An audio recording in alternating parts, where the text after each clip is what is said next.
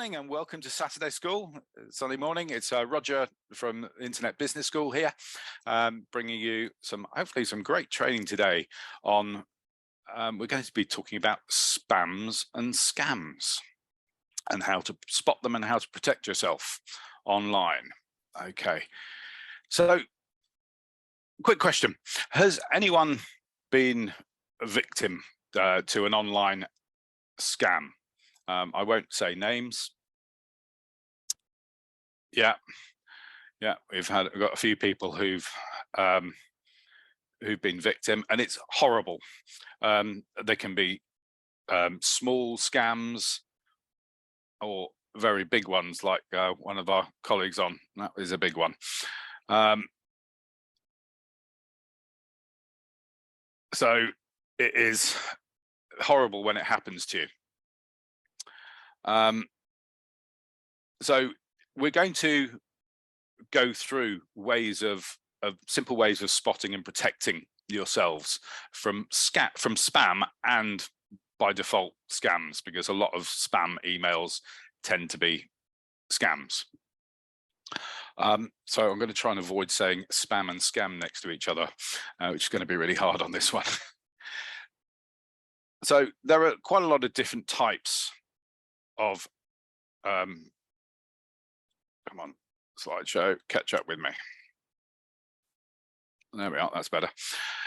There's quite a lot of different types of email spams and online spams. Okay, so spam in itself is effectively termed as sort of any bulk unsolicited message that gets through to you, and it can come through various formats. You know, you can have it by email, you can have it by SMS, which I think is called smishing. You can have it by calls on the old robocalls, or you can have it sort of face-to-face as well. Lots of different routes for it. And there's lots of different types. There's the old tech support scams. I'm constantly phoned up by BT Openreach, apparently, to try and do some work on my line. BT Openreach never phone you. They just do the work on the line, and it's only if you've got an engineer visit that they'll phone you. There's malspam, which is the one that everyone's probably most afraid of, getting some sort of malware onto your computer. The standard phishing, which is just trying to get your personal details. What else? Current event scams. So that can be around, I'm sure you've probably all had texts about being close to someone who's had COVID and please pay 67 quid for a test. Lots of different types of those. There's people who sell stuff on Facebook Marketplace, which we'll look at a bit later, who are trying to rent houses that are actually just sort of Airbnbs, all sorts of nasty stuff. And then there's email spoofing, where people are pretending to be someone else by copying an email address or just making a slight change in it. So there are lots of different types, and you've got to be on guard. Does anyone actually know when spam first started? Anyone got any ideas? A clue is it was actually before computers were around. It actually started, the first incidence of it was 1864. Way back in 1864, when someone had the bright idea of sending a number of telegrams to a whole group of British politicians, and they were advertising, and this is a sign of things to come, a tooth whitening product. So way back in 1864, and then when sort of spam first came out into the online world, was actually in the sort of late 70s, early 80s. And I think it used to be in chat rooms that people were in bulletin boards. People would be posting little messages, and other people who didn't like them would just type the word repeatedly spam, and it was indeed a reference to the Monty Python spam sketch. So the makers of spam themselves didn't actually like it, and they've suffered for the reference of spam over the years, but it actually caught on. So spam's been around a long time. The online marketing people, online email providers have been trying to snuff it out. I think Bill Gates said that spam would be dead by 2006. Well, he's got some things right, but other things, nope. But nowadays there is quite a lot of infrastructure in place behind the scenes to try to spot spam, and probably 99.5% of it is blocked before you ever see it. But because there is so much of it, some of it is going to get through. I think there was a bit of research that that was done in America, where a botnet was being monitored. So a botnet is a whole group of computers that have been taken over and just pinging out messages left, right, and center. And they worked out that these botnets were sending out about 350 million emails across the course of the month. And out of those 350 million emails, they got 28 sales, which is a pretty low conversion rate. But as they pointed out, at that rate, they'd pull in $3.5 million a year just from sending out multiple emails. So that's 28 people who didn't spot the signs of spam. So what I wanted to do is I'll tell you what I think of good ways to spot a spam or a scam. But if anyone has any other ideas of anything I've missed, chuck it in the chat and we'll add it into the list for everybody. Because the more we share, the more we protect each other. Okay. So for me, okay, the number one thing for me is to have a good email program. So you've probably noticed in the past we bang on about Google and Gmail because 99.95% of messages or filtered through Gmail, and it knows what spam looks like. So very much so, spam messages don't tend to end up in your main inbox. Because it's quite clever. It's not perfect, but it's quite clever. Outlook is really good as well.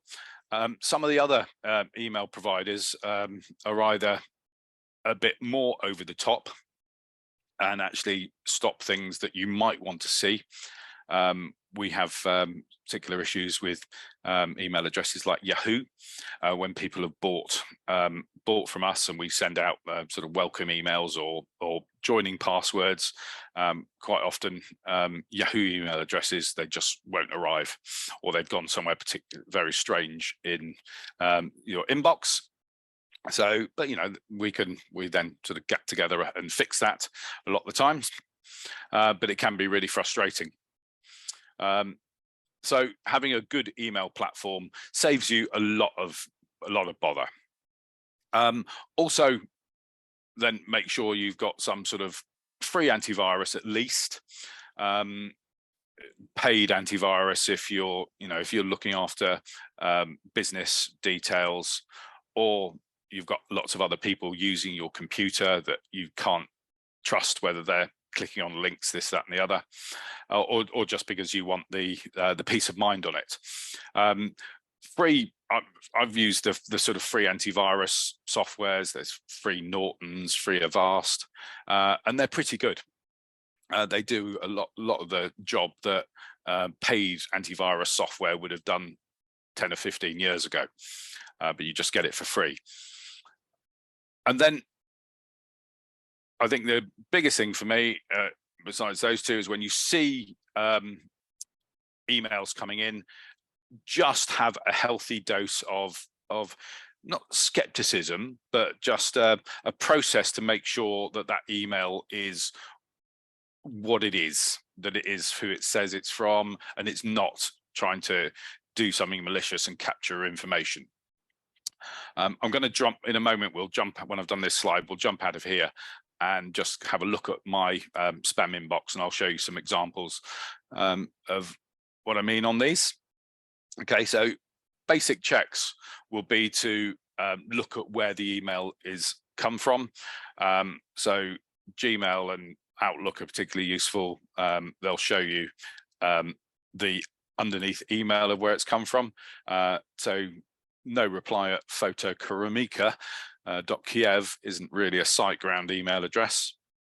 But if you sort of clicked on that email quickly and didn't spot these things, you could be giving away your payment information to someone really easily. So don't open emails without basic checks. We'll show you how to do the check on the email sender address. Look at the body of the email. There's usually really poor grammar or spelling mistakes in the body of the email. That is a trigger because any reputable company sort of tries their hardest. You know, one or two might slip through from a reputable company, but you can kind of tell if it's really dodgy just by looking at the way things are written. Hover over links. So if you hover over a hyperlink in an email, normally your browser will sort of, particularly we use Chrome, I think it happens in other browsers, it will show you what the link is underneath that, where it's actually going to, the URL underneath that link. You can see if it matches up a little bit to the words. You can also check any identifying information. So usually on an email, there's going to be a telephone number or an address of that business. Just do a little bit of a cross-reference, and that can give you much more peace of mind, because people just sort of pluck photographs and off the internet and pretend that's where they are. But you've got all the tools online to be able to just do a quick check if you're not certain. But if and the other thing is, if you've got unsolicited emails that you're not expecting, yeah, that's, you know, you're going to have a dose of caution on those, and definitely don't open unsolicited attachments. Okay, so there are some simple steps you can place just to save yourself before you rush in. Robert says, are there dangers just opening an email, not attachments? Not as far as I know, because the email is already kind of been sent to you. So you're not opening any actionable code. Certainly on Mac, I mean, there might be in higher levels spam attacks, but realistically, people who've got that technology, if it is available and not going to target you, they're going to be targeting big businesses and corporations. Does anyone know if that's the case? Is there a danger of just opening an email? Don't think there is, especially if you're looking at Gmail. Okay, that's kind of like a webmail program, so you're not actually opening anything on your computer. If you have got a system where messages are downloaded onto your computer before you open them, then yes, that might be something you'd bear in mind and have a stronger antivirus software running on that system. Okay, so just check, depends on your email system. Michael says Gmail is good at stopping spam. They seem less alert over scammers using Gmail addresses. Yes, absolutely, because anyone can apply for a Gmail message address, no problem at all. He says that 1/3 of scam emails come from Gmail addresses, even purporting to come from Amazon or Firefox. Yeah, absolutely. So I'm going to come to that about if you are doing email marketing, how you can protect yourself and make your email address show properly and be registered properly so that it has a better trust score. Okay, that's some of the advanced stuff I'm going to come to right at the end. Okay, so what I'm going to do is going to just jump out and have a little bit of look at my screen. Hopefully you can still see my screen on this side. Can you see my spam inbox here? So yes. Yep. Okay, cool. All right. Lovely. I'm sure we've all got spam inboxes fairly similar. Fortunately, on my Gmail inbox, I don't have any X-rated spam that seems to come my way, so I thought it was a bit safe to show it. So different types of, okay, these are all messages that have been picked up by Gmail as spammy, but they're all for slightly different reasons. Okay, so if you look at someone like Armand Morin, now Armand Morin is a online he does online internet marketing, but his messages now go into spam because lots of people have reported his emails as spam. Whereas, so he's not a scammer, he's just marketing, much the same way that the Internet Business School does. And John Pemberthy as well, he's a former Internet Business School student.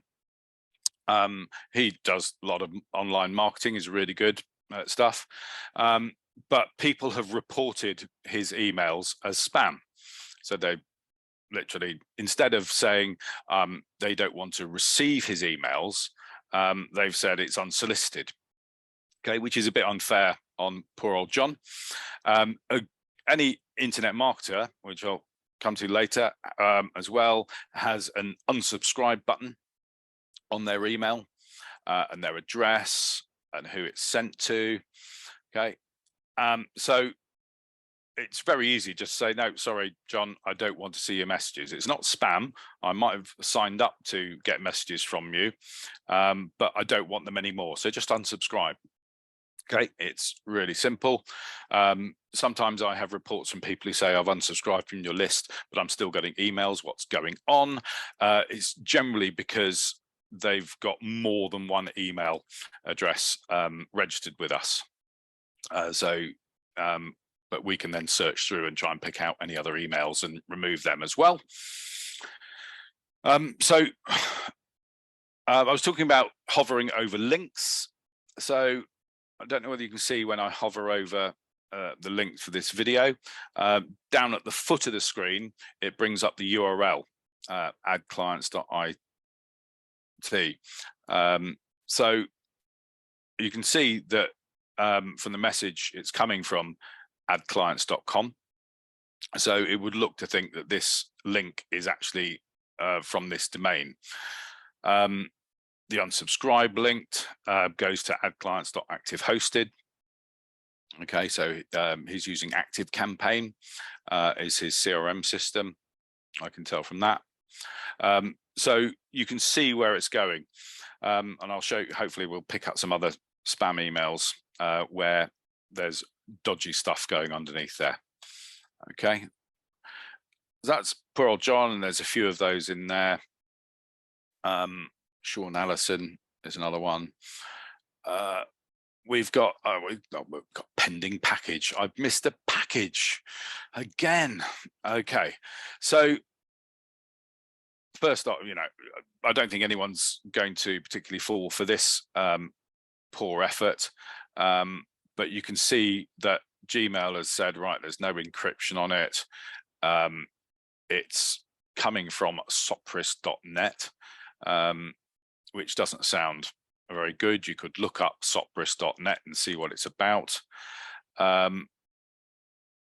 Okay, if I click over this tracking, or just hover over the tracking button, down at the bottom I get storage.googleapis.com and then a whole load of gobbledygook.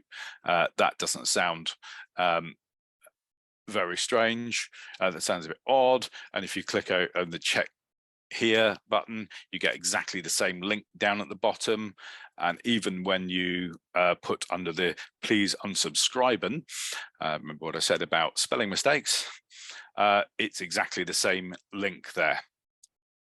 Okay, and I don't know whether you can see, if you look really closely down at the bottom in that link, in the middle of it, it says it's got a .aspx hash file, which is probably a more executable file, which could be putting rubbish on your computer that you don't want.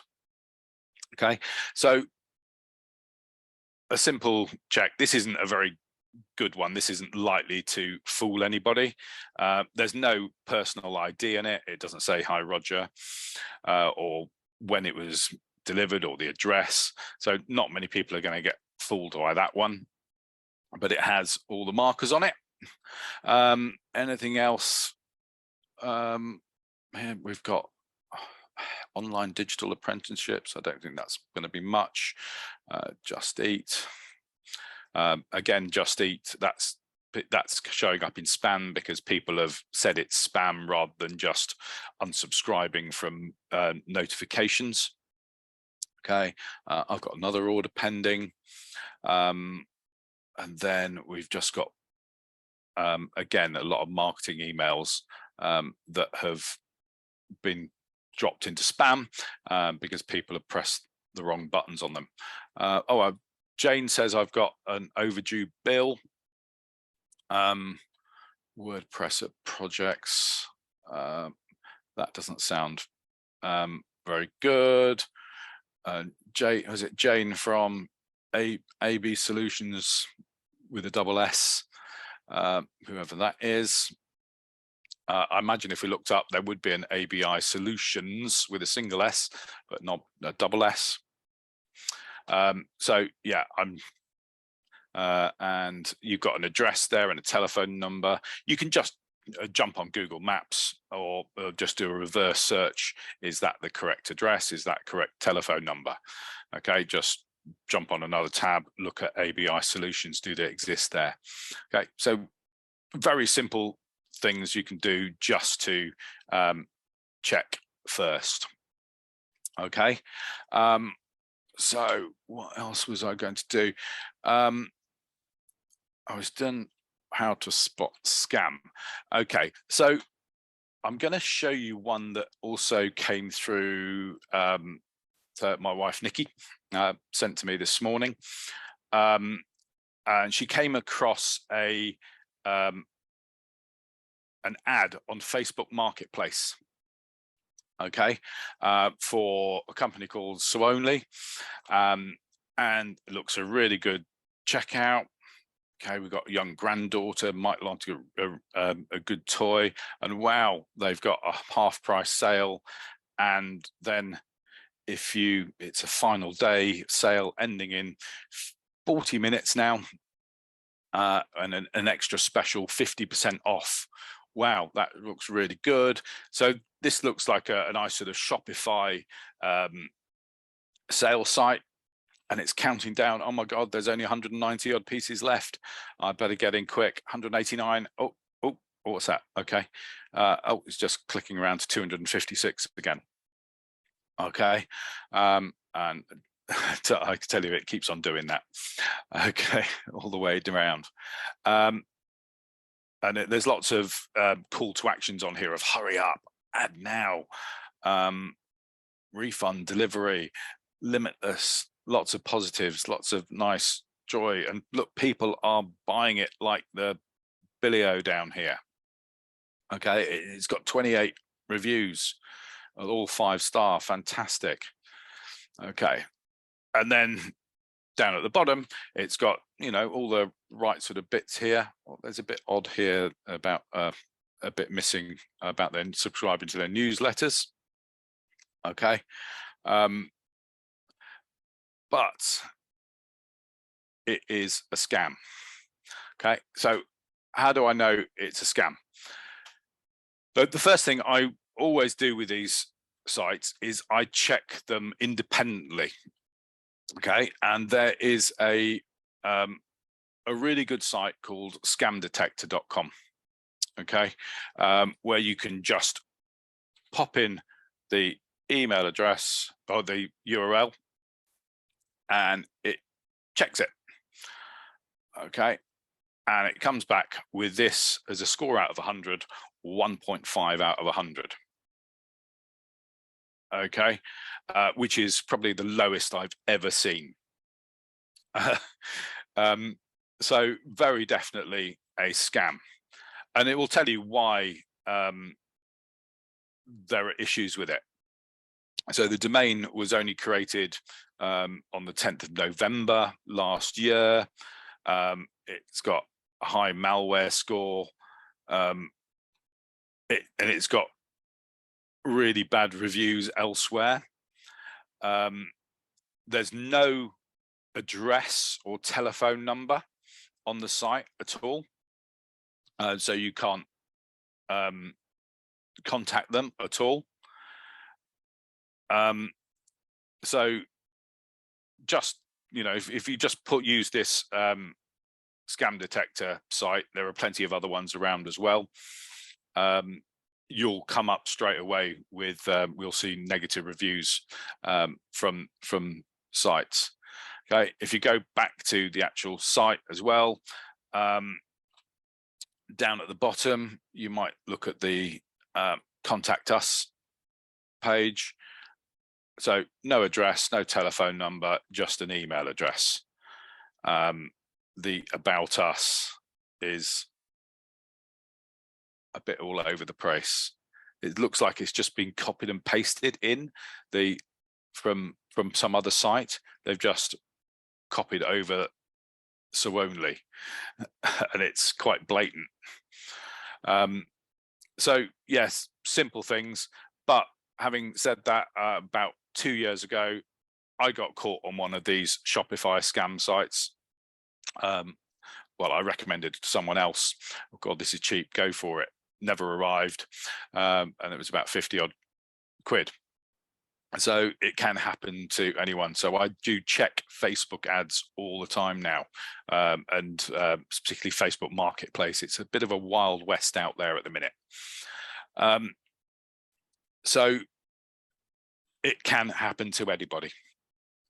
Okay, a couple of questions have come in on the way. Okay, oh, more than a couple of questions. Right, let's go back. Robert was asking, do you class cold bulk emailing, cold bulk emailing complying with unsubscribe policy as spam? Yes, absolutely, because if it's cold bulk emailing, you haven't got permission to email that person. They haven't opted in to be contacted by you. And if you're doing it by bulk, then that by definition is going into spam. You know, you're fine to contact 1 or 2 people out of the blue. You can do that on Gmail, you know, same way you could write to someone's home address. But it's when you're doing bulk, it becomes spam. And I think Gmail allows you, I think the sending limit is 500 emails a day. And if you go over that repetitively, they'll block your account and they'll restrict your account and they'll mark you as a spammer. So you don't use Gmail for those types of sending, and I'll come to that in a little while. You use a good marketing program or email marketing program that's designed for it. Okay, that has safe IP addresses. Yeah, he said if you're using Gmail, how you're sending above the daily limits. So I don't market using Gmail. We market using our company domain emails, which I'll show you a bit later. Europa says, what about an email agreed to be sent by Money's claims company that comes with a separate SMS code to input to sign the email content? Is it a scam? Okay, so impossible to see just on that information, but one, anyone who's asking you for money, you've got to have your eyes wide open on it, because some people, I think, might have heard in the past of people who are doing conveyancing, and on the final day of sale of their house, they get spoofed by the bank, someone pretending to be the bank, doing the last, or the solicitor doing the final funds transfer and sending it to completely the wrong account.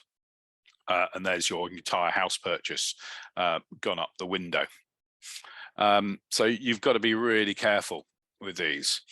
If you're not certain, go back and check that you're talking to the right person. Go do an independent check. You've just got to be cautious with it. Okay. Right, Pauline, why do some marketing companies replace a number with the original letter, i.e. network, in their subject? That could be for a number of reasons, Pauline. It could be that people are trying to avoid spammy words in their email titles. So there's certain words that are triggers to spam filters, and if you put a 0 in it instead of an O, it might get through. It might be their domain name, that they've just gone for an O rather than a 0.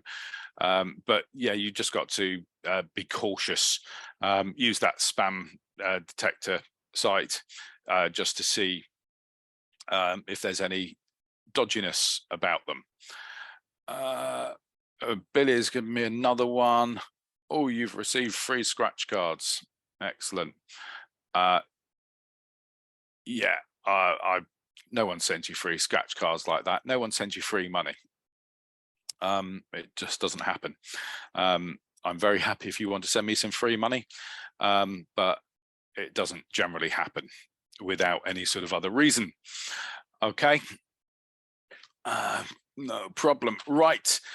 Okay, so where do you report scams to? Okay, because we all moan about them, but very few people actually then go ahead and report them. So in the UK, you go to actionfraud.uk, and you can report all sorts of scams on here: advance fee scams, customer fraud, insurance fraud, financial investment. Okay, they want to hear about it. Okay, it doesn't take you a moment to send through. Okay, so, and they're very happy to receive them. Okay, so that they can build up evidence files and stop some of these buggers. Phishing emails. So if you get those dodgy emails, you forward them to the correct place, and it goes into the file. I'm just going to put the email address that you forward to in the chat. So just you forward any phishing emails to report@phishing.gov.uk. This is in the UK. If anyone's on here from around the world, you need to just check your local ways of reporting fraud. I think in America you do it to the state attorney general, if there's anyone here from the US. But so forward any emails to that one. If you get phishing text messages, you then forward them to this number 7726, and that reports them as phishing. Okay, I should press enter. There we go. And one final really good one that I don't think many people know about. Has anyone heard of the telephone number 159? Anybody? Oh, Hazel says no.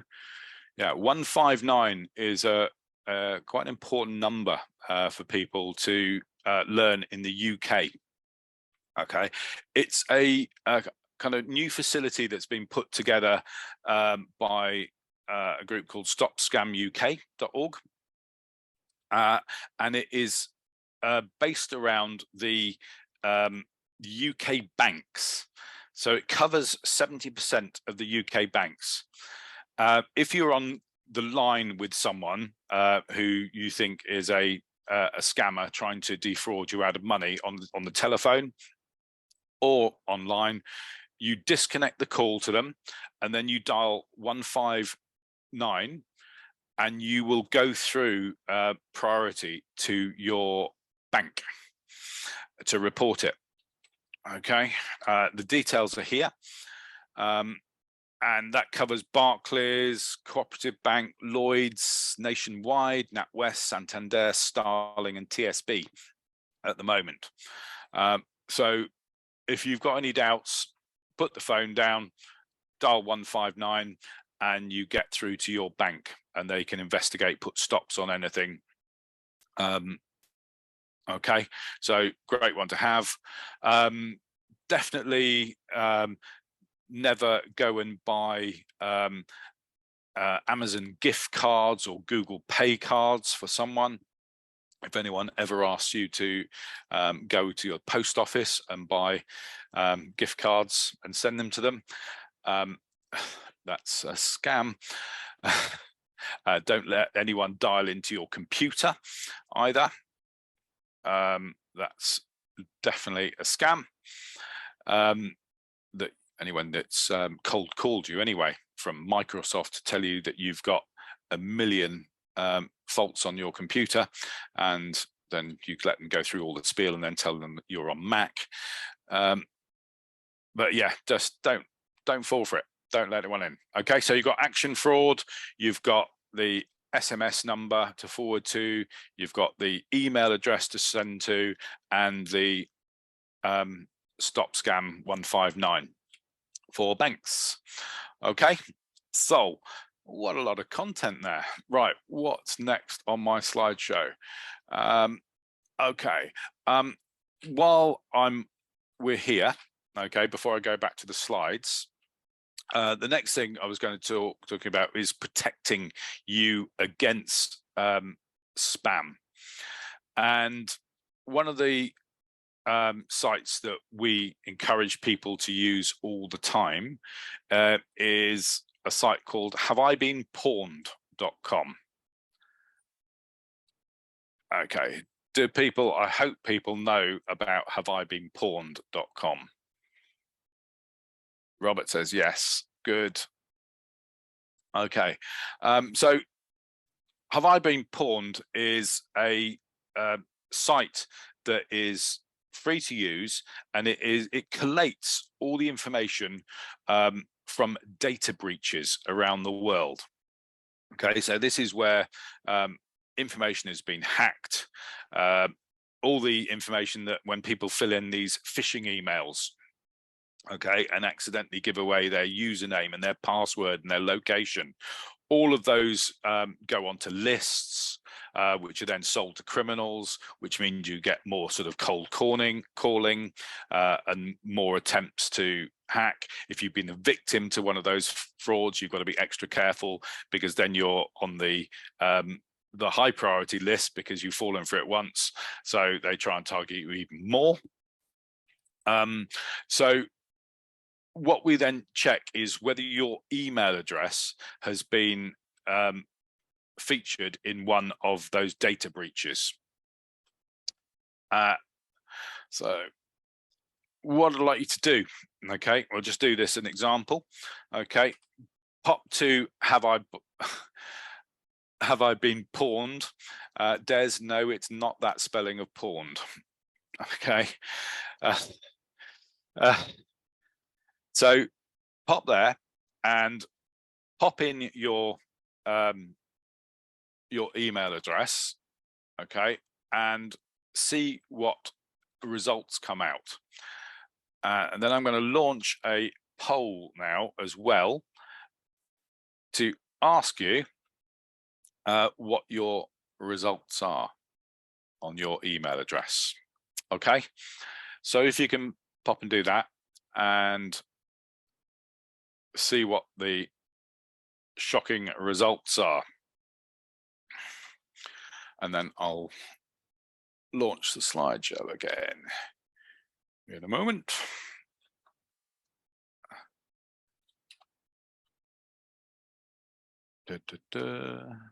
Right, play from current slide.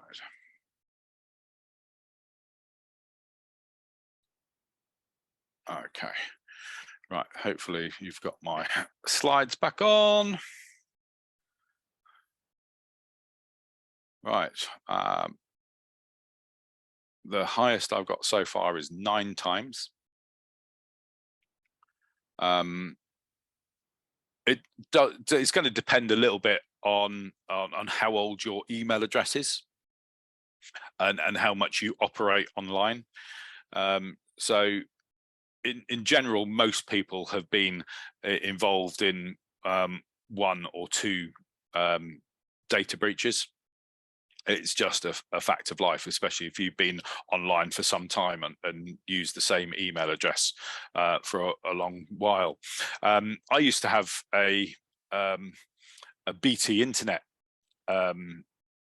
email address, and I looked it up in here, and I think I was on 16 times. I haven't used it for donkey's years, but it just sort of keeps on being passed around on lists. There's nothing useful on it anymore. Okay, but this Have I Been Pawned is a site that you need to sort of periodically check. If you suddenly notice an increase in spam, okay, and that might be a reason. You know, in theory, you should be notified if you're involved in a data breach, but in practice, you generally aren't, because these lists are so big. They can be, I think the biggest one was like 755 million email addresses, which is crazy. And by the time you're actually told about it, the damage is done. So the likelihood is you're going to be in a breach, and at some point you might want to get a new email address if you're just getting too much spam. Okay, start afresh, especially if you're going to go and do something like Google Ads or online advertising. If you've been in lots of data breaches, that's going to reduce your trust score with those sort of businesses. Okay, I've got someone who's got 20 data breaches.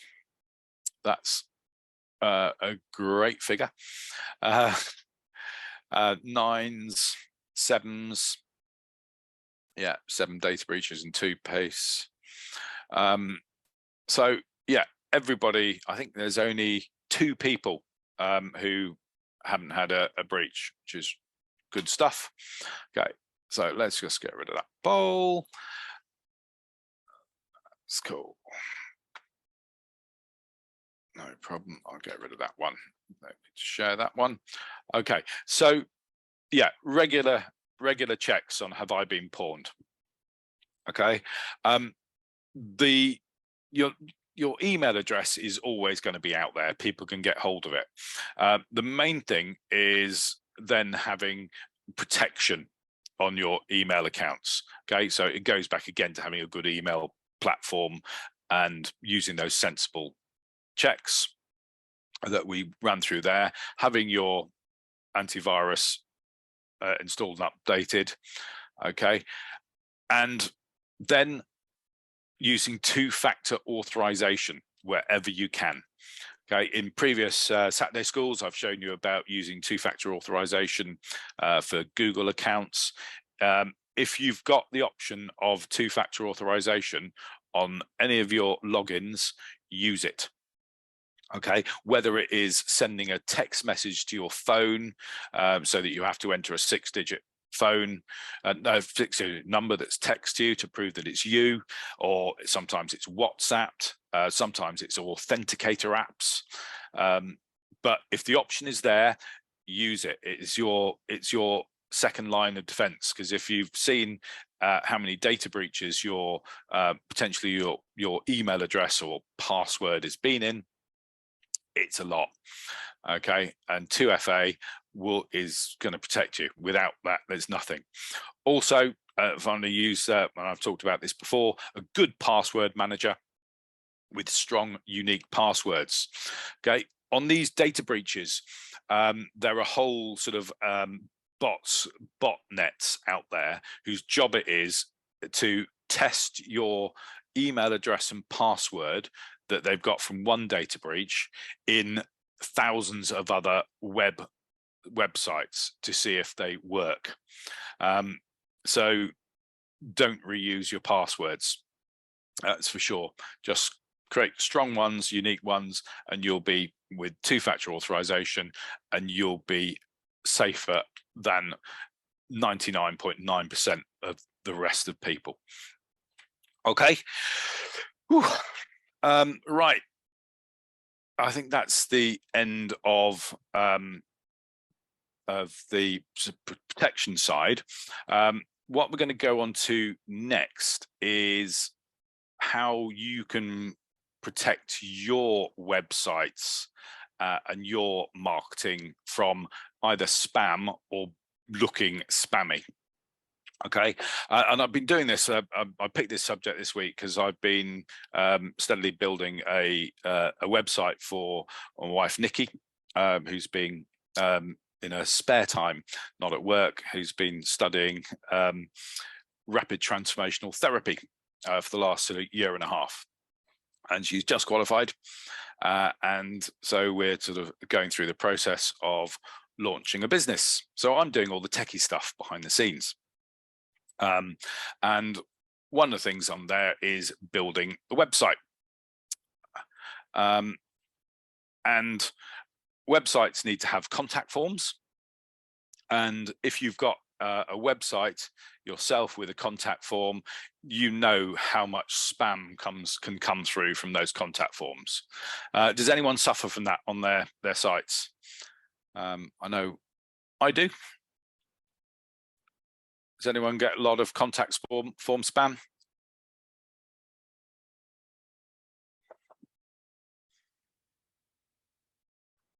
I'm going to pretend someone said yes. No one said yes. Okay, but if you're going to have a website, you're going to have a contact form. Maybe you haven't got as far as having a website. So one of the things that most common contact form on a WordPress website is called contact form 7. Okay, and if you're looking for a contact form, this is the one that is most likely to appeal to you. It's the most popular. But anyone can then go onto your website and fill in their name and email address and send you messages. Okay, and you can get hundreds of them. You know, buy Viagra, do this, do that, and it can be really boring. You can't protect yourself from real human beings filling in those contact forms, which is generally fine.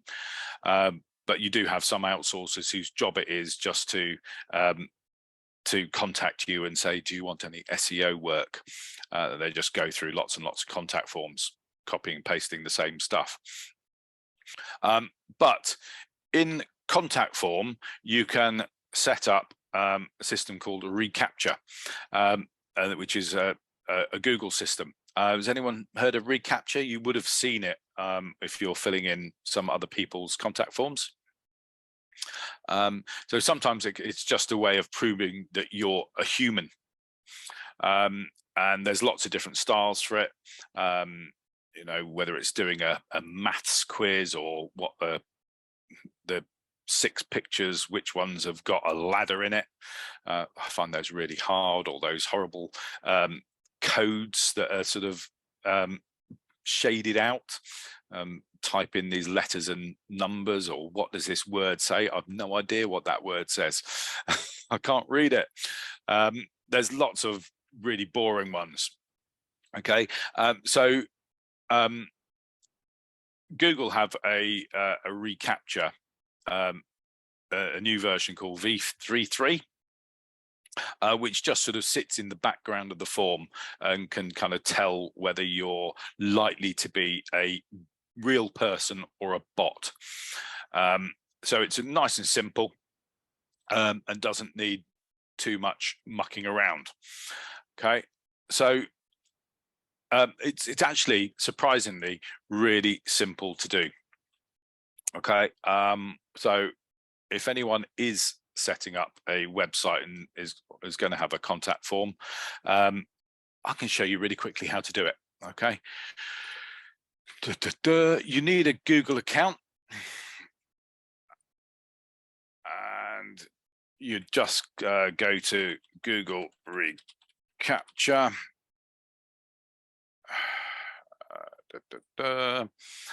Okay, and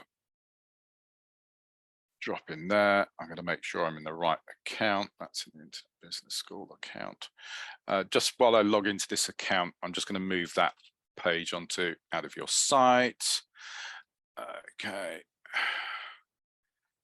and change that to that one, and drop that to that one. Okay, I'm back again. Okay, so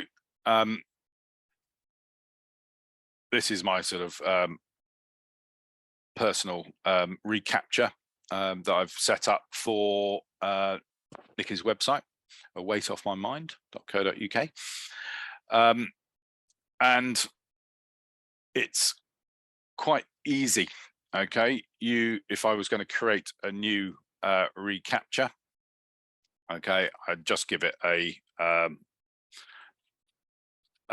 nickname. I'm going to choose reCAPTCHA type 3, and then you just add your domain name in here. Okay, yes, Robert, it is a nice plug. Your business building, so you've got to mention businesses, haven't you? It's going to be really cool. We're going to look at the website in a minute. Okay, and I need sorry, I'm just going to move that one here, take that one there, let's move that one. Okay, sorry. Okay, so I'm just going to put in the domain in here where I want the reCAPTCHA to appear, and then submit. Oh, I've already done it. Oh, actually, sorry, I've got to get rid of that bit, haven't I?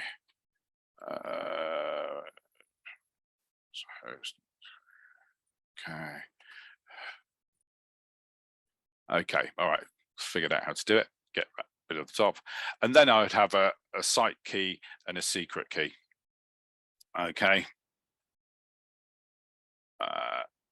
which I'm not going to use these. I'm going to be deleted straight away.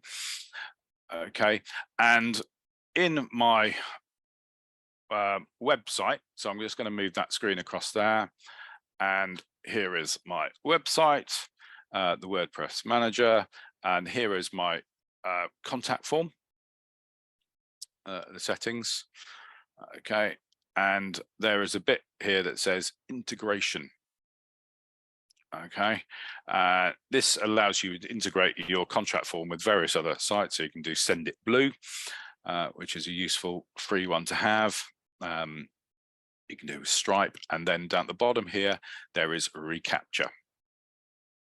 Okay, so I would just click on Setup Integration, and I would copy in that site key and the secret key, save changes, and then that's turned on for contact form. Okay, contact form 7. It's that easy. Okay, and that protects your contact form from most types of robo spams. Okay. Right, Pauline says, what if you don't use WordPress? Okay, so if you don't use WordPress, you can still get a site key and a secret key from Google Recapture, but then you just look at what the setup is in whatever website builder you are using, how they manage reCAPTCHA. Okay, and there'll be somewhere for it. Okay, for sure. It's really difficult to say this is the one way that you do it, because there are so many different ways of setting these things up. This is probably the WordPress and reCAPTCHA is one of the more common ways, but you just need a little bit of research or raise a support ticket with your provider. How do I add reCAPTCHA to my contact form? And it'll be a common thing that you'll have a help video on. Go into the help support of your platform. It'll be fine. Okay, but it's just knowing you can do it really nice and easily, that you just need those 2 bits of info. Okay, so let's get rid of that Google reCAPTCHA because we don't need that one, and I will remember to go back and delete that as well. So that is that side of it. Just going back to my slides, where are we going to next? All right, cool. I'm just going to go for the slideshow again. Play current slide. Right. When you're doing email marketing yourself, you have to follow some strong protocols. One, to protect yourself from e-messages that you send out going to other people's spam filters and not getting through, and also for you not to get a bad reputation as an email marketer. So no matter what the size of your list, okay, whether you've just got 10 or 20 or 30 contacts, or whether you've got a few thousand or more, if you are doing internet marketing, use a proper internet marketing tool. Okay, so that's like MailChimp or MailerLite, or going up to Active Campaigns or Entreports. There's hundreds and hundreds of different mailing systems and CRM systems, which I've shown you on previous Saturday schools. But they are specifically designed to do email marketing, and these programs are very careful. These platforms, email marketing platforms, they run on their reputation of their deliverability of their emails to customers. And these big companies have, I don't know whether you've heard it, they have IP addresses, which is kind of like their online postcode. And if there's serial abuse and complaints about emails coming from a particular IP address, they can be blacklisted.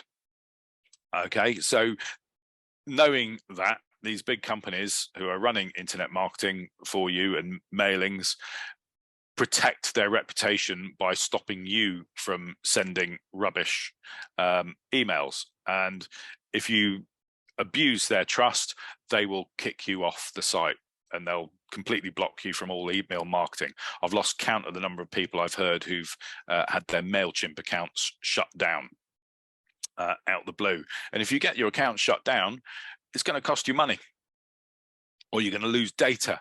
And you can't afford to do that. You know, an email list can take you many years to build, and it can just get removed overnight. So you've got to follow the rules. Okay, use proper systems, and always get your customer's agreement to be on your email list. Okay, as a minimum, okay, that is a single opt-in.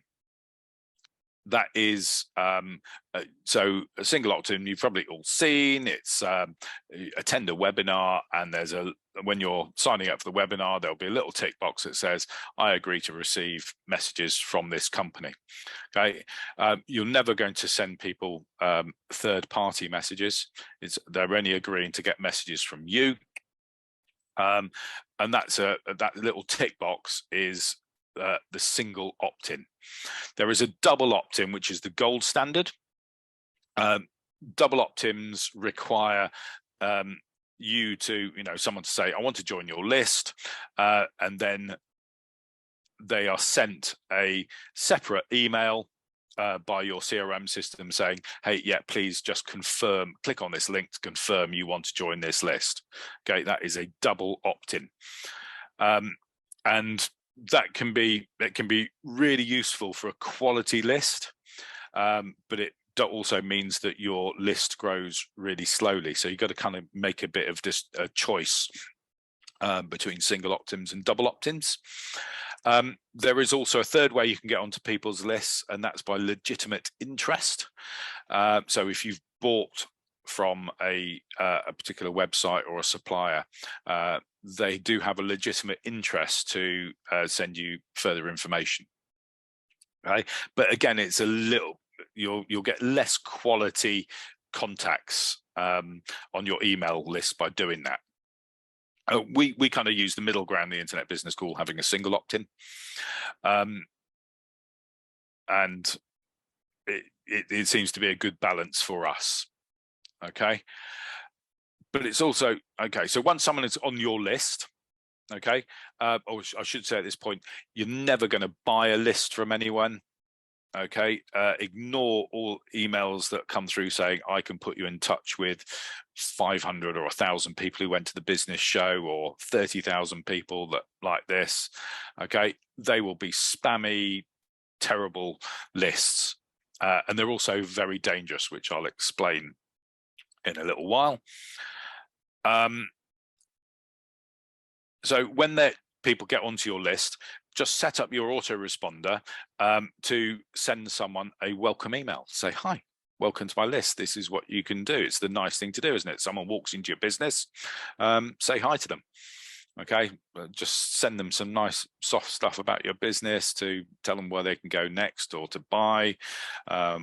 You can also start then finding out more about them with maybe a survey. What do you want to learn from me? Click on some links in the email. The more you learn about the people on your list, the better you can target them and engage with them.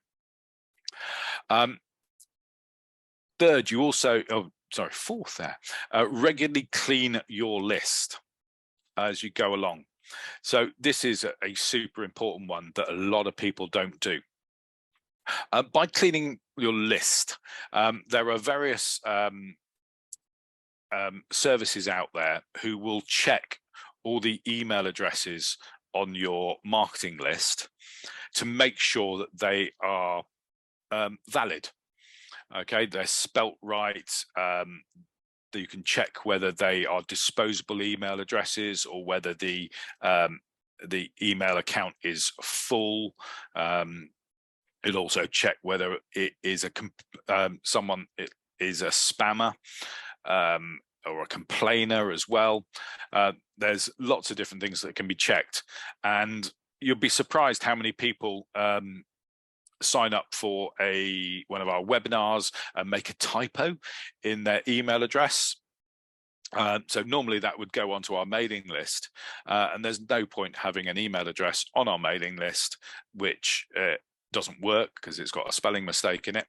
So I can either go back and fix it manually, or I can remove it from my list, because if you send regular marketing emails to addresses that don't exist, they then come back as a bounce.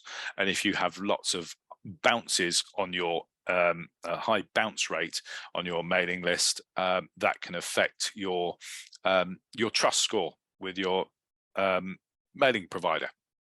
Okay, so a nice clean list is really important. And I kind of set up that all of our email addresses are checked every day when they go onto a list.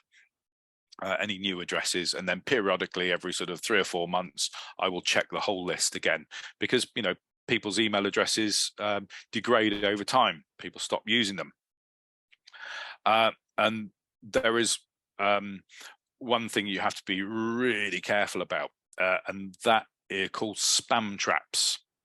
So quite often email marketing companies email companies will take an inactive email address and turn it into a spam trap. So they can see that this email hasn't been used for 2, 3, 4 years, and they set it up so that if any emails are sent to that email address, they must be spam, and you can get blacklisted again. And your email accounts can get put on various spam lists, which means it's really hard to get your emails through to your main audience.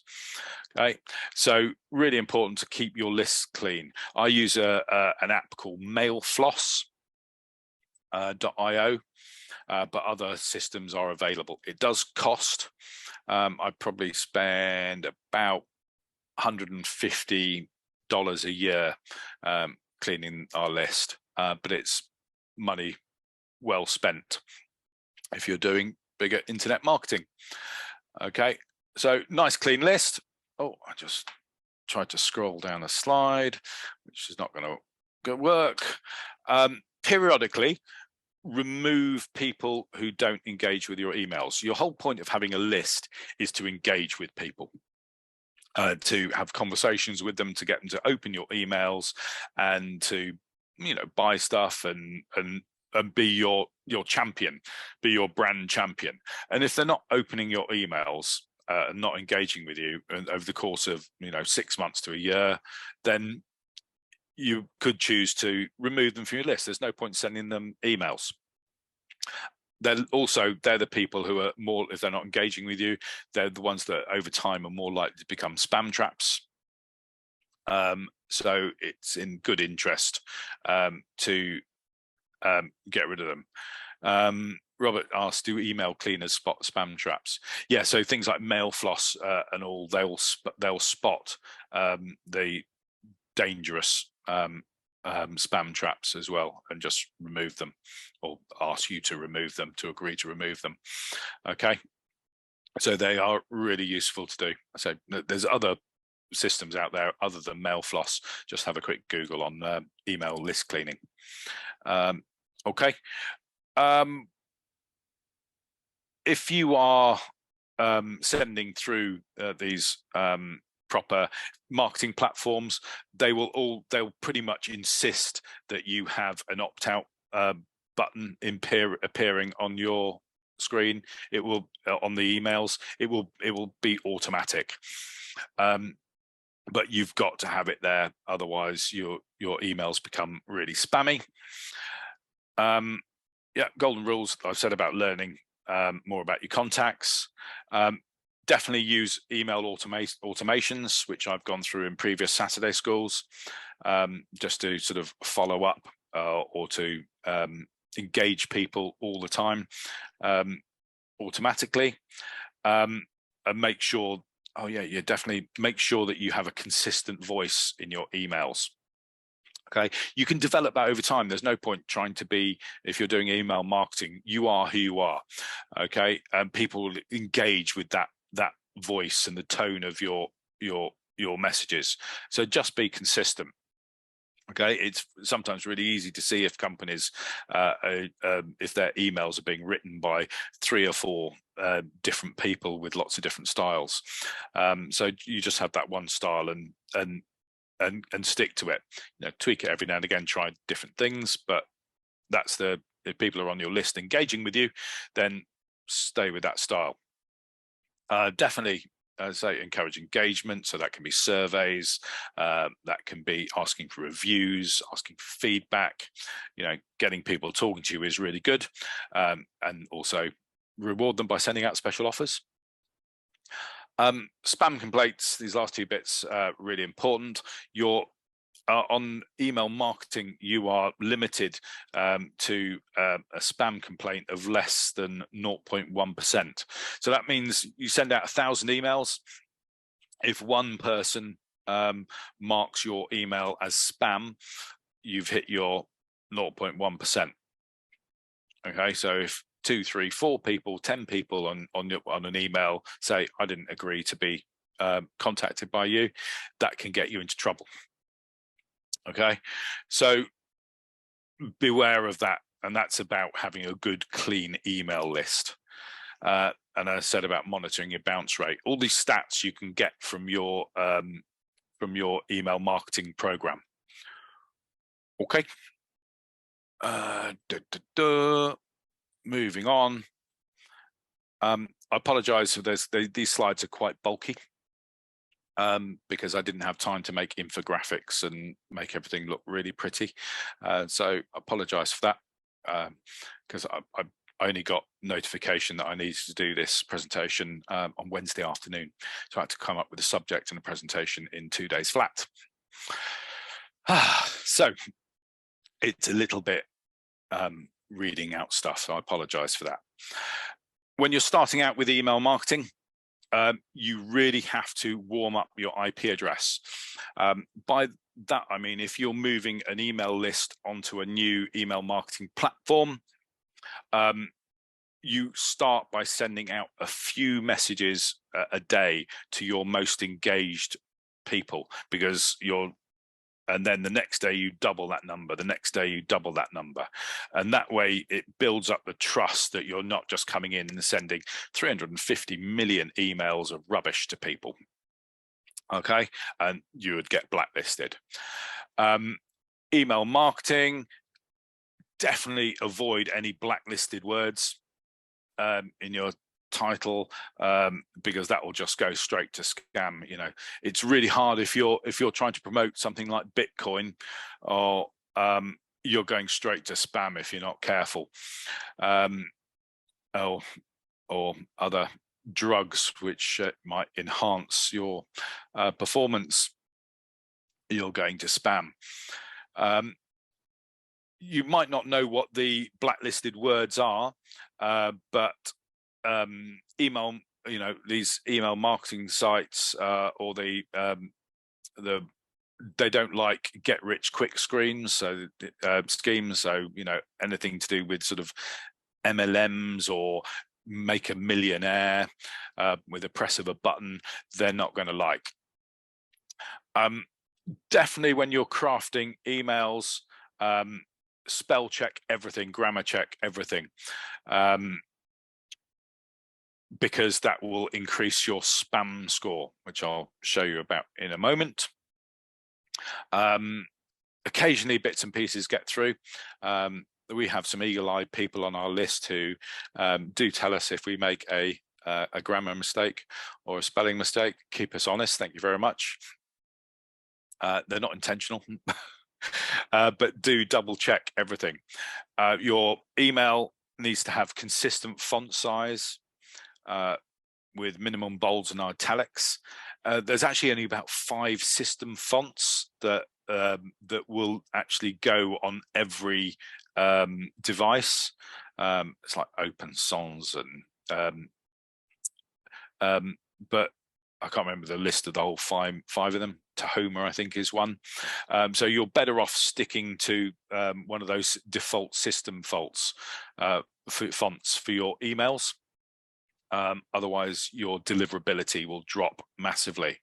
Okay, so no swirly special. All this looks beautiful. It may look great, but people won't get to read them because they'll be going into spam. If you're including images, then you must have an alt text behind the images, so you'll be able to find that in your email builder. It's just like a little description of what the image is, some keywords for your site, or a link like a URL. Okay, don't just put an image in that doesn't have any information behind it. Definitely don't use exclamation marks. You've all seen marketing emails which have millions and millions of exclamation marks.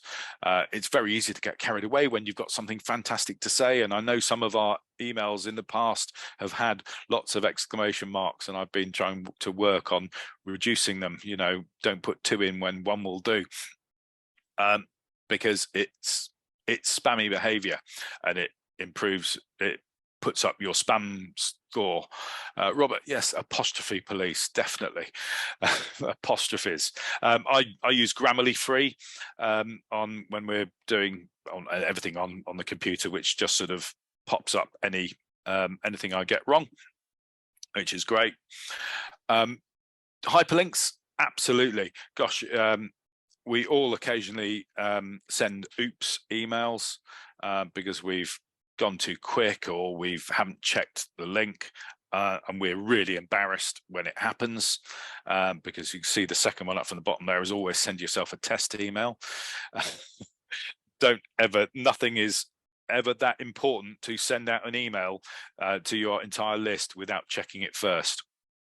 Okay, and if you've got any hyperlinks which are going to the wrong place, or going to a miswritten, go to a insecure site, you will be marked as spam left, right, and center. Okay, and your days of internet marketing will be reduced. I think someone mentioned in chat earlier about using personalization tools in emails. Definitely. So all our emails are written in the background that says dear first name or hi first name, and it'll come through to you as hi Rob, hi Des, hi Hazel. Okay, and it's just a nice simple way of personalizing stuff, making sure that your list has actual first names in it. Occasionally people will try to sign up to our list with profanities, and they get spotted and taken out very quickly. Otherwise they'll get an email saying hi so and so, which is not very friendly. Definitely include a real reply to email address if you've got any. The email addresses that say no reply at are very, for big companies, they're special email addresses. If you as a smaller marketer use a no reply email address, that will come through as spammy. And why wouldn't you want someone to reply to you when you're building up your business? You're encouraging engagement. And one I've shown you before, again, checking how your messages appear on different devices, how a message will appear on mobile compared to a PC and a tablet. Just do a quick check. Your whatever program you're using for email marketing will show you how to do that. Okay, just a really important one to do. And then finally, we're going to go into start going into sort of high-tech zones in the next slide, which is configuring your account to send from your business domain name. Okay, so we're going to get techie in a minute. Okay.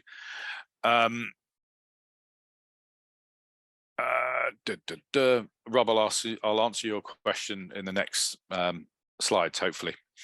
Okay, so I'm going to show you some little checks here. I'm going to put a link in the chat because there's lots of online tools that will help you get better and improve email marketing. Okay, this is a tool that's just gone into chat where you can put your email copy into, and it will give you a score of what your spam score is, and you can then play around with the text of your email to reduce that spam score. So anything over, I think it's over 4 or 5 is really spammy. Ideally, you want a spam score of under sort of 1.5. So you can actually sort of teach yourself and learn, change phrasings and wordings and remove boldings and see what effect that has on your spam score. Okay, so these are super useful tools to use. Some of the more premium email marketing systems, CRM systems, will have that spam score included in them, so they'll be able to tell you whether your email copy is good to go or not. So really useful one to have, and you'll learn a lot by using it. Okay, and then for our next section, this is okay. Apologies, we're going to get a little bit techie for this last slide. Okay, I'm going to show you about a site called MX Toolbox. Okay, has anyone used MX Toolbox before? Nope. Okay.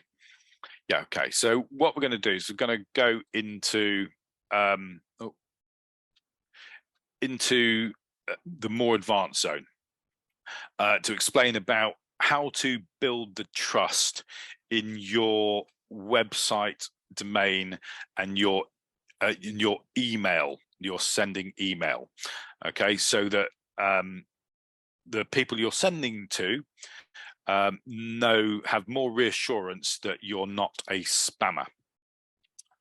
And this is built on these three different acronyms. Okay, you might have heard of SPF, Sender Policy Framework. Less likely to have heard of DKIM. Probably not heard of DMARC. But these are really important. And if you're building your online business and you have email addresses for your domain, so I mean, I've set up Nikki at aweightofmymind.co.uk as her email address. And as I've shown you in previous Saturday schools, I have that linked into her Gmail account so she can send and receive email messages under that domain. I've set up a MailChimp account using a free one, using that email address, so that if we're building up email contact lists over time, we'll be marketing to them. Okay. But I want someone when an email comes through from Nikki's business, I want it to show in their inbox as coming from Nikki at A Weight Off Their Mind, and not just sort of coming from Nikki from MailChimp. Okay, so I've got to tell MailChimp that email address is cool. Okay, I own it and we control it, and it's not a spam email address. So you do that with an SPF record. Okay, where effectively you're adding a bit of code into your domain DNS records, into something called the CNAME records, which allows the email receiver at the other end to know and to trust where that that email has come from.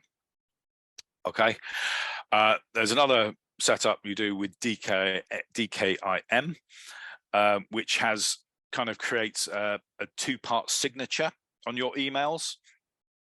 So your email goes out with half of the signature, and the receiver at the other end can take that other half of the signature, match it up with the records that you've presented for your domain key, and see that they match up and that you're safe.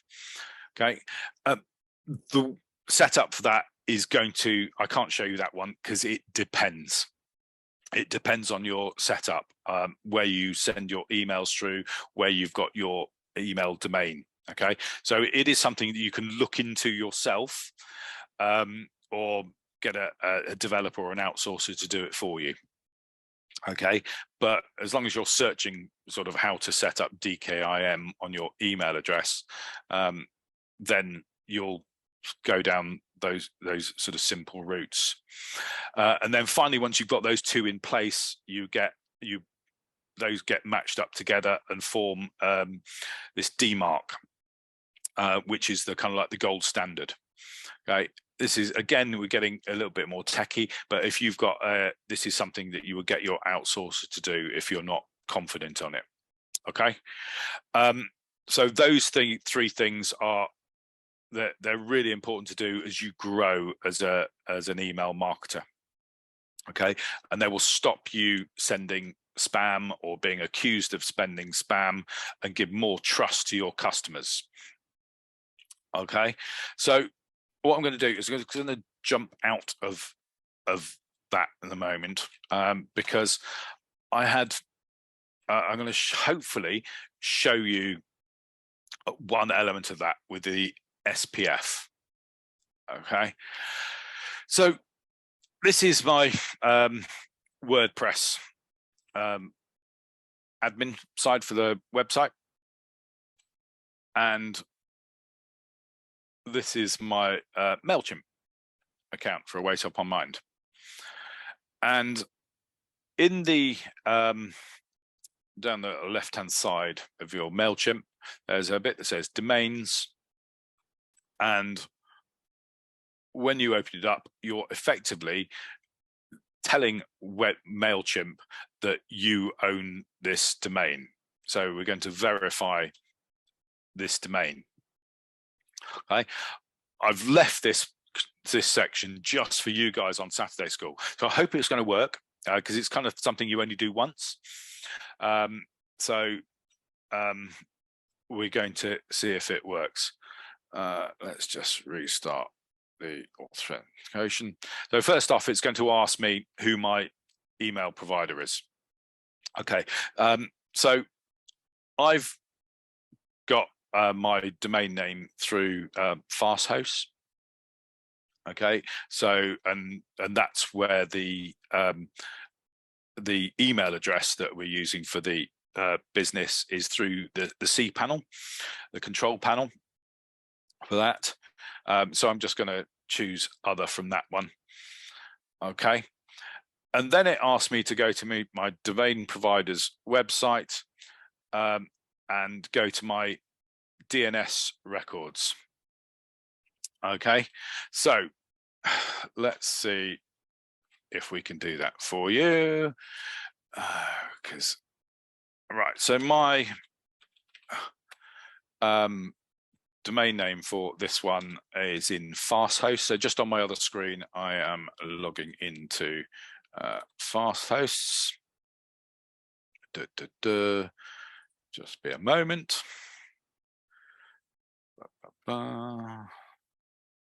Always takes a moment to log into Fasthosts. Okay, oh, it's giving me a special offer. I don't want a special offer anymore. Just opening up the domain names, and there is a weight off my mind. Okay, right. Okay, so I'm just coming back onto the screen here. Right, this is my website, and I go to the DNS settings for it, and you can see there's bits here which says A record or AAA records or CNAME records, where we can add various bits and pieces. So in a moment, hopefully we're going to add some code to one of those bits. Okay, so I'm ready for the next stage. Okay, I hope this works. Okay, right. You're now going to add 2 CNAME records to your domain. Okay. For the record type, choose CNAME. Okay, right. So, drum roll. So, okay, so this is now my CNAME 1. So I'm going to copy that one and back over here. Okay, we need to add a CNAME record. Okay, right.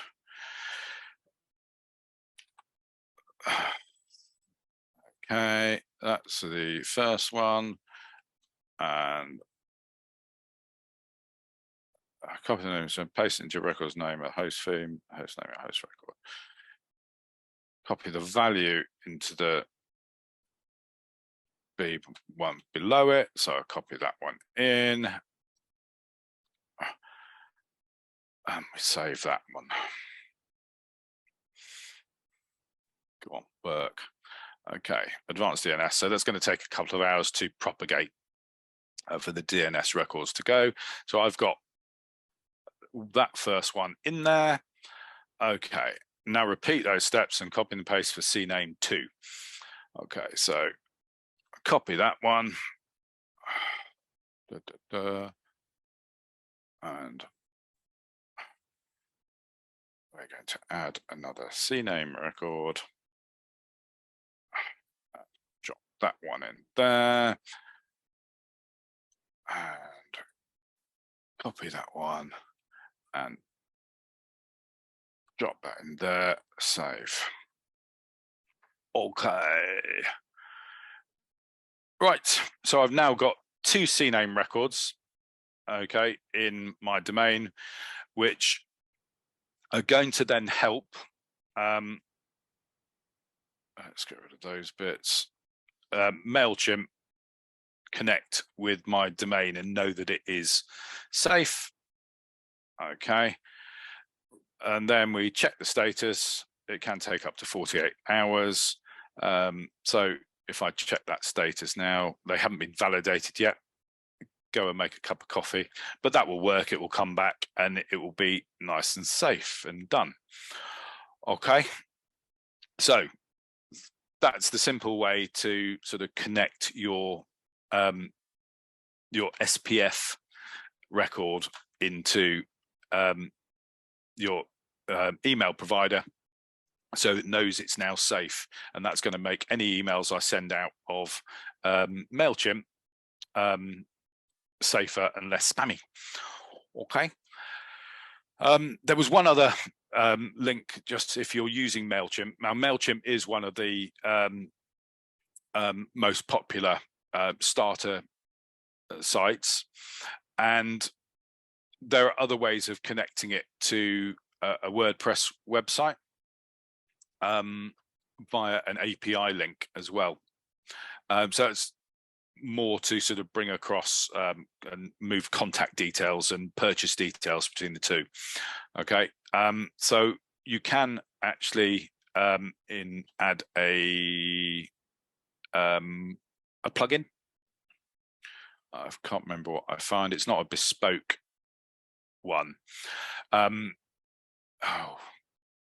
yeah, I'm going to remember this one. This was a really cool one. There is one part of here. Let me just go to profile a moment here and go to extra API keys. Okay, this is where you can create an API key. Okay, it goes on much longer than this, so I'm not giving anything away. To link directly MailChimp with my website. Okay, and there is a plugin that allows you to put that API code into this plugin, and it connects it all for you.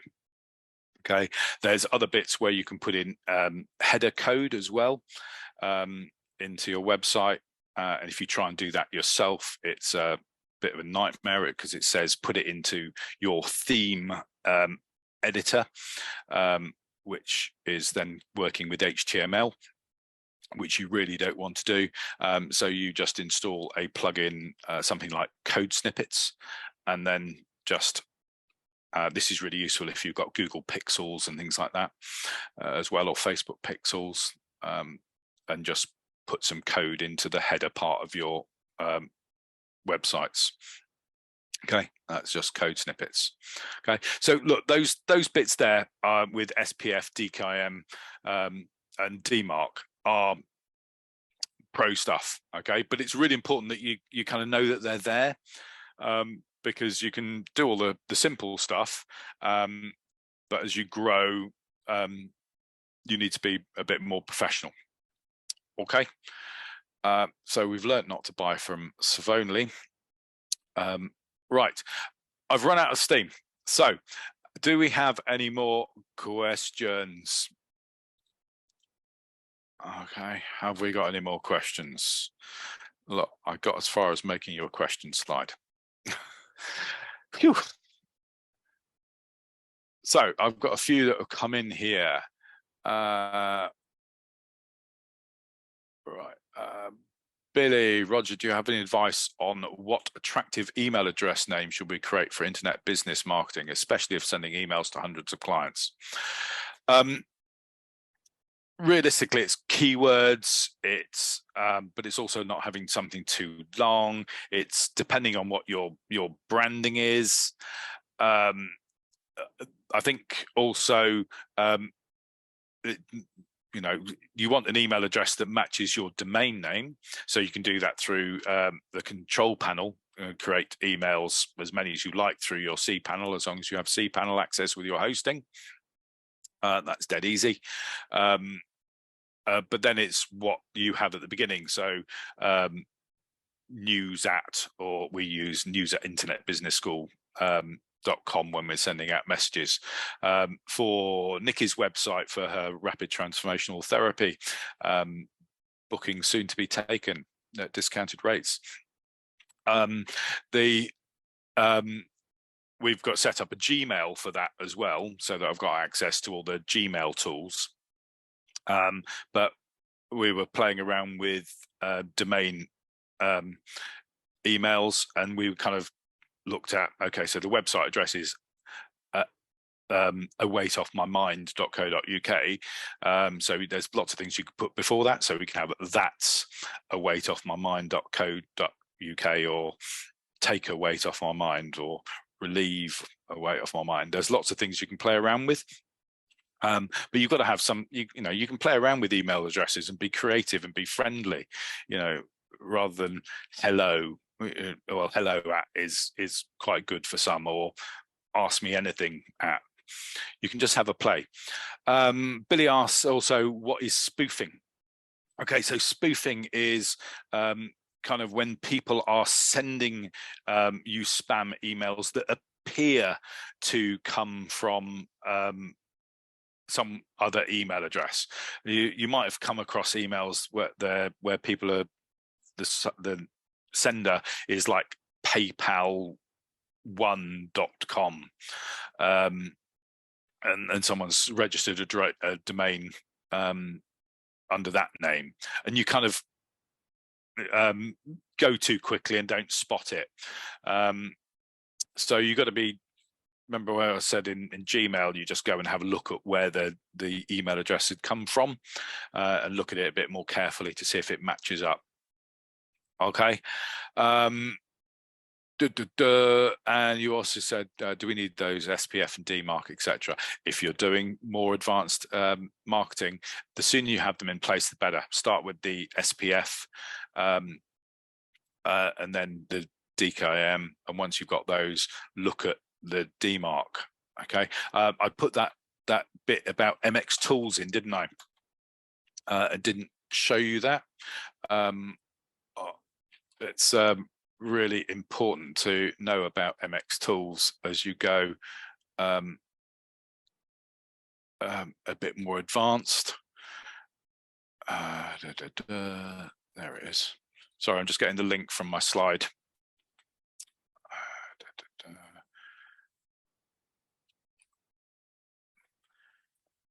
Okay, so MX Tools they've got this really cool super tool. So we can look up anything about a domain. Okay. I tell you what, let's just look at That's Sir Warnley. Let's see what that says. Okay. Bam, bam, bam. Right. Network tools. So I can look up anything about this particular domain. I can see if it is got an MX record, if it's blacklisted, a DNS check on it, test the email server. So this is where you can check, see if it's got an SPF record, the DKIM record, the DMARC. There's lots of stuff in here. So there's stuff in here that you're not going to know what the heck it's about. But you can chuck in, actually I don't want MX look up, we just want everything. Let's look at blacklist check. Okay, so this comes up, you can see down the left hand side, these are all the sort of blacklist servers and lists, and it seems to be okay on most of them, but they're not really doing email marketing, they're doing everything online, so through Facebook ads. So they should be okay on that one. You can look at if they've got valid SPF records, which they don't. So again, that's part of the bit that comes up as them being a scammy website. So this is kind of a useful site to help you build your own SPF records and to set up your own DMARC as well. So you can create DMARC here as well. Okay, so it is a site worth looking at. It's something used by developers, but if you've got that sort of mindset, have a bit of fun with it. Okay. Right, nearly through. Robert says, yeah, he's been through the problems with Friola and System E, and it worked first time for you doing your SPF. That was really cool. Excellent. It's just having a go at it. It's worthwhile doing. Europa today, how do you change your router DNS to a specific one? You go to the router help site and figure that one out. Okay, I'm not getting involved in routers. Too many bad memories of dealing with lots of routers down at Darling Bud's farm when I was there with Simon. Dave says, on your WordPress website, what's the only thing or things to protect your website, and are they subscription? Well, there's lots of free tools you can put into a website. So there's anti-spam, the what's it called, active, as in the terms of plugins, Ask-Emmet anti-spam is one that comes up. There's lots of free tools you can put into website. Just look at the recommended plugins and look at the see which ones are other people use. Okay, cool. Right, I'm all done. That's not bad for a put together at the last minute. So I'm going to go and have a lie down. Enjoy the rest of your day. Presentation will be up on YouTube in a week's time, hopefully. Have a great weekend, everybody. And I will catch up with you in a few weeks' time. I think I'll have to think up something else for you. All right. Have a fantastic time, everybody. Have a nice weekend, and go the Lionesses tomorrow. See ya.